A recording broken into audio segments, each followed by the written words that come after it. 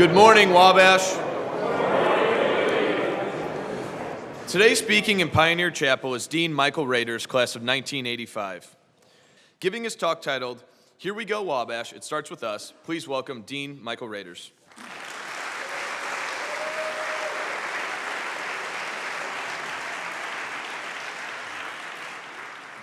Good morning, Wabash. Thank you, Jacob, Levi, and the Sphinx Club for the opportunity to speak today. I am always honored to stand here and represent my alma mater in this great tradition, one we did not have when I was a student here. The weekly chapel talk is one of the many great elements that helps to shape the culture of our college and her student body. And it is a culture we take great pride in. We are not perfect, we make mistakes, and we certainly are at our best when we come together as one Wabash family and pull in one positive direction. Conversely, when we splinter, when we have opposing factions develop, or worse yet, demonstrate the divisions and differences within our community, we aren't as strong as we can be. Please recognize that I chose my words intentionally there.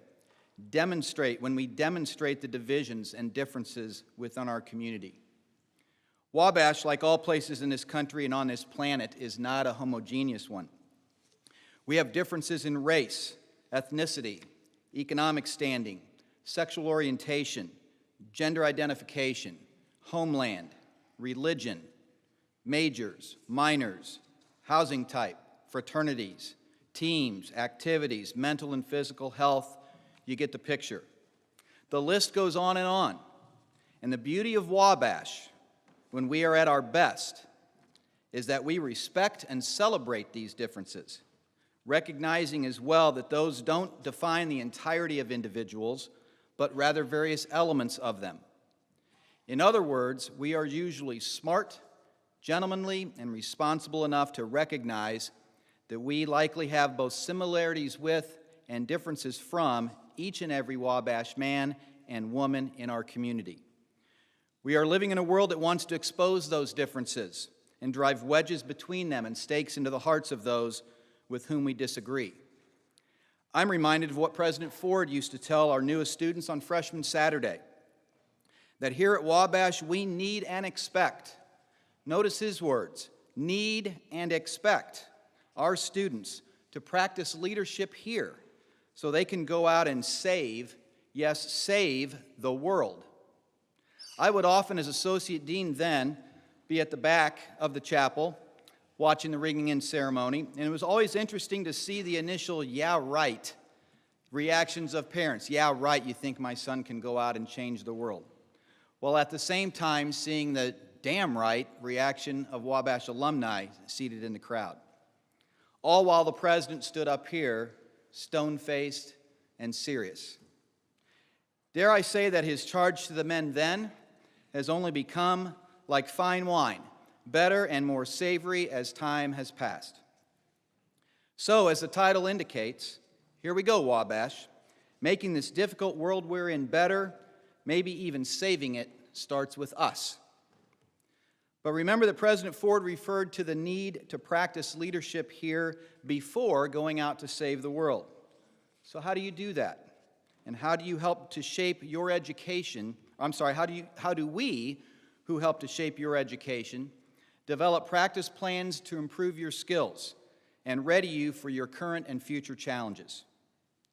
And how are you, the current Wabash student body, doing right now in that preparation? Well, we're going to do some exercises, literally, in here this morning. It may take a little bit longer, but I think it'll be worth it and add a little bit more fun and rather than just listening to me talk the entire time. So, here we go, Wabash. It starts with us. Let's start with the elephant in the room, or the 300-pound elephant not in this room next week.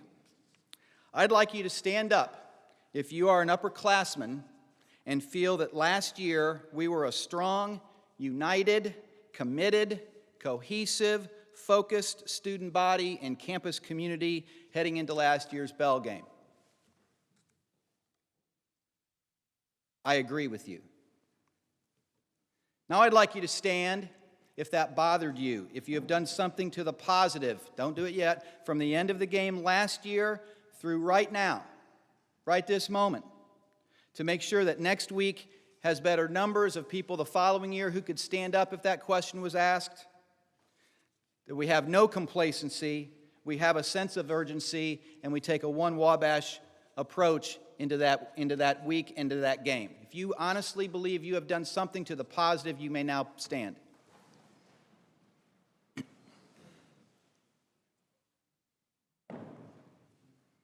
I think in some ways, some of you are selling yourselves short, or you've got a week to fix it.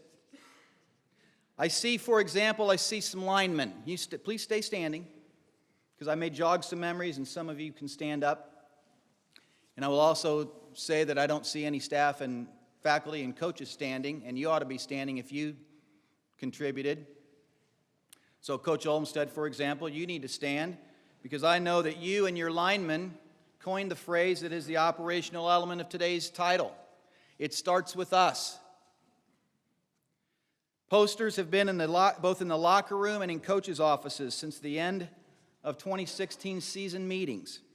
And I know that the linemen under Coach Olmsted's leadership have worked hard from that point on to make sure that they will load the offense's wagon next week so we can load the campus services wagon with our currently sad and homesick, heavy-duty friend. That said, football guys, you've got a big game this week at Allegheny. It's what people would call a trap game. Be sure you focus, you do well. Send a message southward like you did last Saturday when, while losing a disappointing close battle to Witt, we sure as heck did not get defeated 52-6. Interestingly, Bell Week will officially begin when your game ends 7 hours east of here. So go take care of business and then get back here safely. I see Sphinx Club all standing, student senate members, other students who have organized, led, or participated in, and this may get some of you to stand up if you aren't already standing, participated in unity tours and events, pep rallies, and other activities designed to make one Wabash more than just a hashtag. The way of life that is 1718 Wabash is because you guys, led by him and others like him on the Dean's President's Council, took a mindset that in this case, it being a renewal of communal spirit and pride, starts with us. Others, including administrators, took an "it starts with us" look at student body unity. And I'm pleased we will have initiated pledges and Rhineys as active members of their organizations and therefore full, loud, and proud members of our college community by next week's kickoff. I personally decided I would get my students in better spirited shape with some efforts of my own, and then myself in better physical shape between last year and now. Coach Murrell should understand that I was a two-time intramural all-star back in the 80s. I still have eligibility, and I am ready and willing to help in a pinch if needed. But you football guy, I like it, Arnie. Artie's shaking his head. Please no. That's good. That's on you. You make sure I don't need to be called out on the field next Saturday. Okay, you can be seated. Thank you. I know that many of the efforts just described have been focused on building a crescendo of spirit that becomes a full, positive, pro-Wabash display next weekend.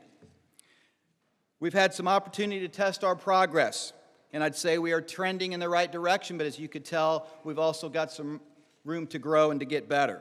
Soccer team members, if you'll please stand. Any soccer, look at them en masse upstairs. Yeah, I think you can clap for them.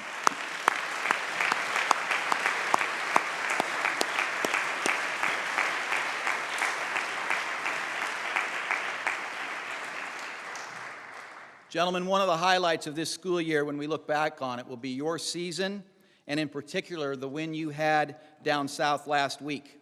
It starts with us. In your case, relates to being the first Wabash team seeking a win in Greencastle this fall. And you started us off well. Thank you for that, and congratulations. And thank you to you seniors for the way you have helped turn our program into an up-and-coming force in the NCAC. And if you were there last Saturday or encouraged these guys during the season, please join them on your feet. Oh, wait.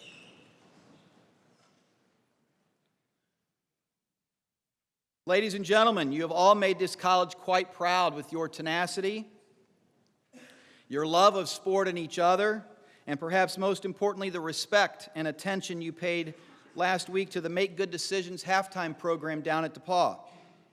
Those who were there know what I mean.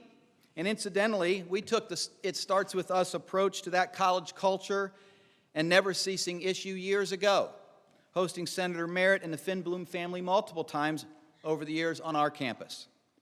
I am proud of my alma mater and her students far more often than not, but perhaps not as much as opportunities like last Wednesday as I watched you engage with their halftime program despite the distracting noise from the other bleachers. Thank you, Wabash. You make us proud. You may be seated again.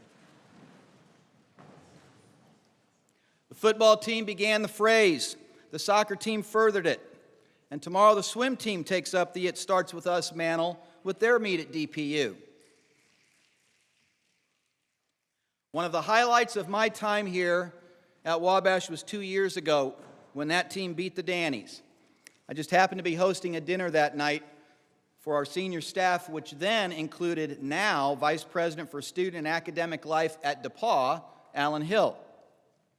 Both Alan and his wife Jeanette are DPU alums, and I sat and watched for their reactions, because I knew it was coming, as our students approached the Heron House to belt out Old Wabash moments after our swimming victory. They, now wait for it, loved it, recognizing that we have a spirit here that is frankly rivaled by our rivals. That spirit didn't actually start with any of us. It's been like this for generations. It's perhaps part of why you came to the college. But the effort and need to always improve it, that starts with us. Okay, more interaction. I've got a free drink at the brew. It's not poured yet. You have to go get it later. For the first student who can tell me the well-known Wabash phrase that we should see as the big brother to It Starts With Us. Think orientation programming. Think track and field. Who just said that? Stand up and belt it again. If it is to be, it is up to me. Well done.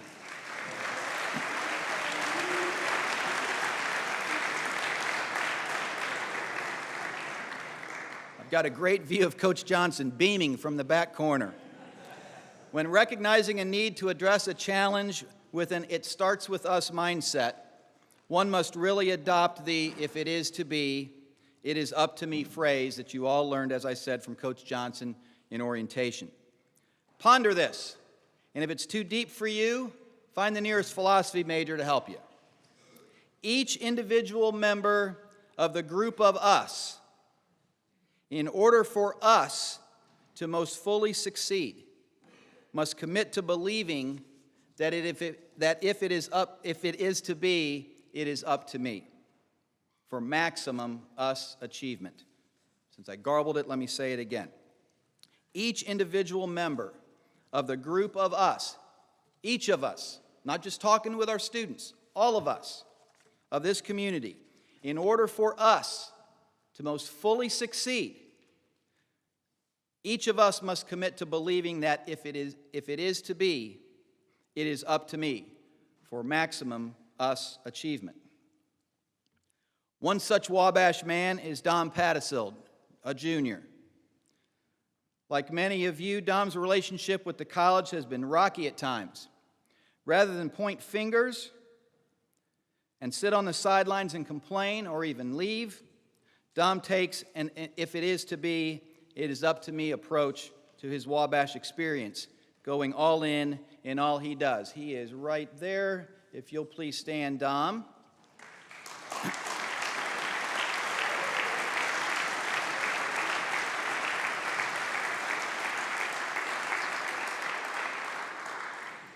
Oh, you got to stay standing. The better part's coming. Fast forward from his rockiest times to now, he is not only an exceptional student and role model, but as of last weekend, he now stands before you as the college's first ever North Coast Athletic Conference individual medalist in men's cross country. Please join me in congratulating him again on his achievement.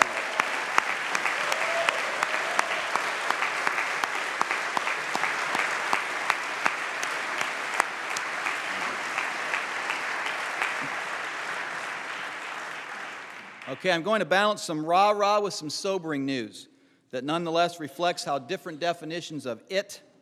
In the next few examples, I'm referring to the power of the Wabash Always Fight spirit, that it starts with us. Sadly, gentlemen, we have had 4 students who have lost parents already this semester. I graduated a long time ago. I have both of my parents still. We've had 4 students who have lost their parents this semester, and 2 others who have had a mom or a dad receive a terminal diagnosis. If you have looked at any of those Wabash brothers' situations, you know of whom I'm talking, and you recognize that helping them fight and persevere can actually start with you and your love, your help, your support, I'd like you to please stand. If you have helped any of those guys through.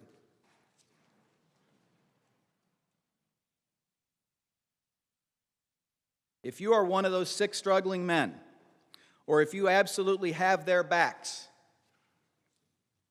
listen to that. If you absolutely have their backs, if they need any support, I'd like you to please stand.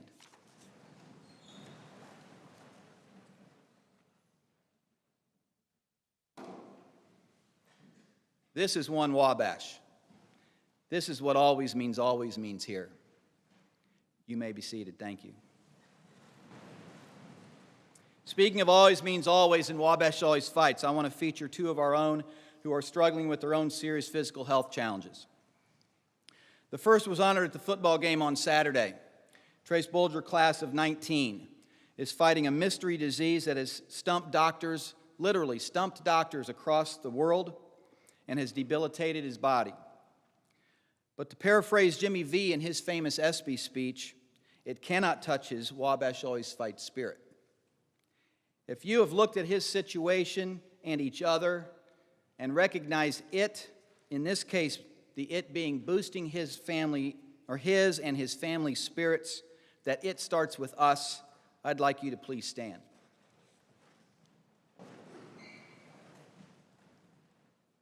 And if you would like to send Trace, his family, his doctors, even his prayer group a message that Wabash always fights, always means always, and that maybe finding a cure or at least some relief might just start with us and our prayers and spirit, I'd like you to join those that are standing. Your family is our family, Trace, and we have your backs. Thank you. You may be seated. Similarly, I've been amazed every day since this key member of our community was diagnosed with her spirit, attitude, and grace. She's right back there. I'd like for Chris Duff to please stand after she rolls her eyes at me. And I'd like any members of her support team who are here, who have looked at pulling her through this battle with an It Starts With Us approach, to please join her.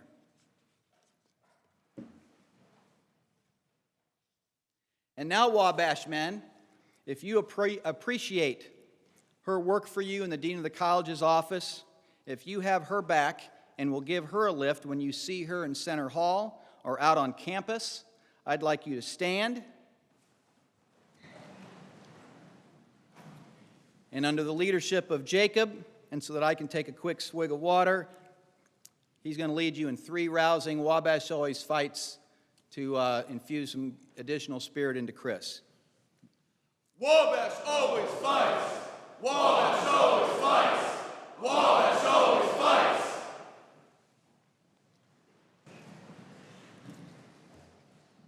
We love you and admire you and your fight so very much. Thank you for going ahead and standing, despite I know you didn't want to do so. Last year, we were sent reeling by the loss of Luke Borenstein and Austin Wyrick. You and we had an innumerable amount of conversations about how we work through that and get better as a community, particularly in the area of mental health. Suffice to say, the theme was typical Wabash. No finger pointing, just a roll up our sleeves, it starts with us, student-centered approach.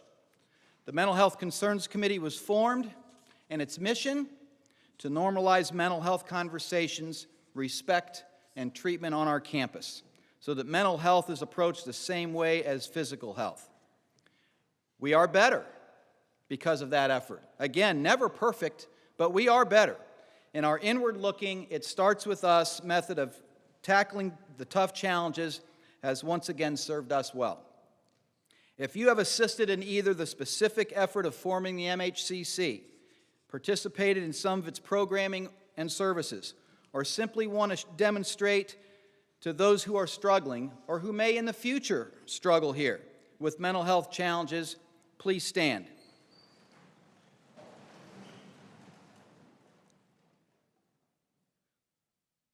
Ladies and gentlemen, health, mental and physical health, even spiritual health, is an us thing and not a you thing. Wabash gets that, and I am proud of this community for its recognition of it and its improvements in these efforts. Thank you. Okay, let's turn to the arts. One of the greatest events I've been directly affiliated with in my time at Wabash was this year's Glee Club celebration of 125 years of the Glee Club. This year's first, you can snap to that. This year's first theatrical performance was the following week when we presented a terrific production of A Midsummer Night's Dream. Snap for that. If you led any of those efforts, or other upcoming ones in the arts, or you support your brothers and students in their dedicated efforts in this realm, I'd like you to please stand.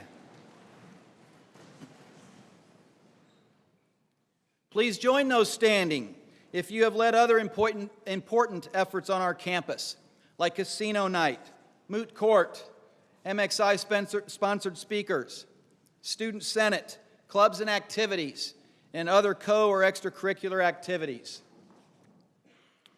You all model that it, in this case, the out-of-the-classroom experience of the college's social and arts scene, that it starts with us.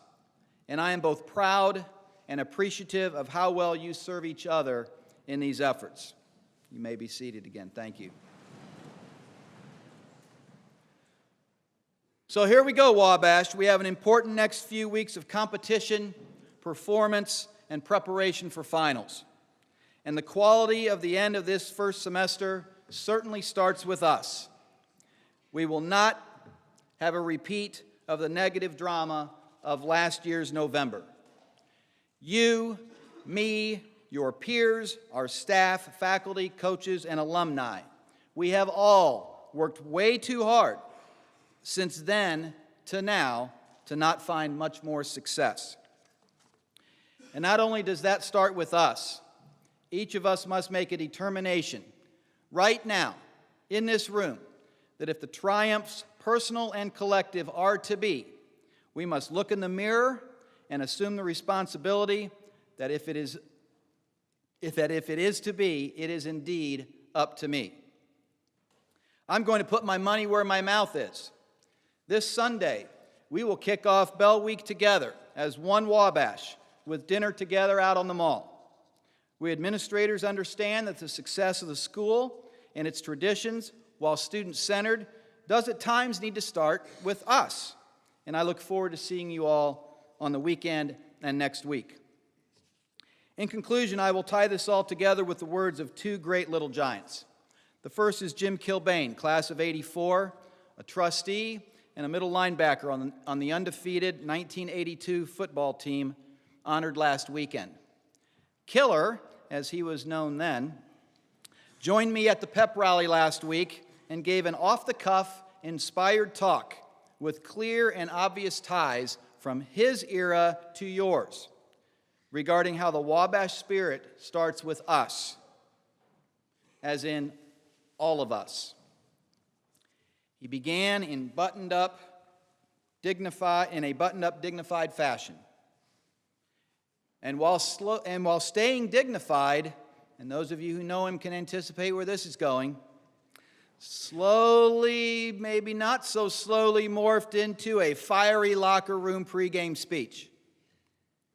And as he fired up his operative word without prompting, without knowing the title of this talk, nor preparing for it, it was off the cuff. The operative word was us. I'm quoting him now. We didn't play for ourselves. We didn't play for him. I didn't play for him or for him, as in his teammates. We played for us, and not just the us on the football field, but all of us at our college. And not just us at the college, but all Wabash men who came before and will come after us. And when you play, he said, and I'll digress here and add, and when you sing, or when you act, or when you run, or swim, or lead, you do all these things for us, and all who have come before and who will follow us. He then excused himself in search of a helmet and uniform for Saturday's game. That was his drop the mic moment. I got to go get a helmet, he said, and he left. In the 2006 Monon Bell Chapel, head football coach Chris Creighton spoke for 13 minutes, yet less than one minute was spent on football or the upcoming game. His words, delivered when you were in grade school, should nonetheless resonate with you today, both overall and per the theme of this morning's talk. He asked our students to ponder, as I do this morning, do you remember why you came to Wabash? Why did you choose this place?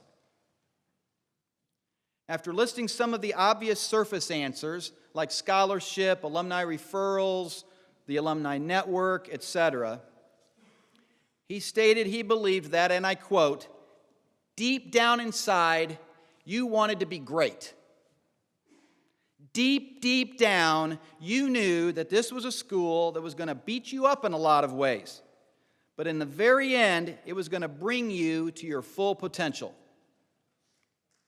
Like you, he continued to say, I want to be a difference maker, and I want to have the courage to step up and actually do it. And the it to which he referred, as well as your its, our its, are various and plentiful. For most of you, you want to be great husbands and fathers, either of families or of congregations. Certainly, the success of those endeavors will start with you. For most of you, you want to take Live Humanely to higher levels than what we see today in our world, in our treatment of each other, of women, of our bodies, of our elders, the environment, those with whom we disagree, with children, immigrants, and citizens of the world. And you recognize, I see it in your eyes, I hear it in your words, I see it in your actions. You recognize that progress like that, just like progress within a culture and spirit of a college, as well as the steps necessary to take it down to a lower but maybe in the next week as an important level, the necessary steps to defeat our rivals, whether they be 30 miles south or 30 hours away, that it starts with us.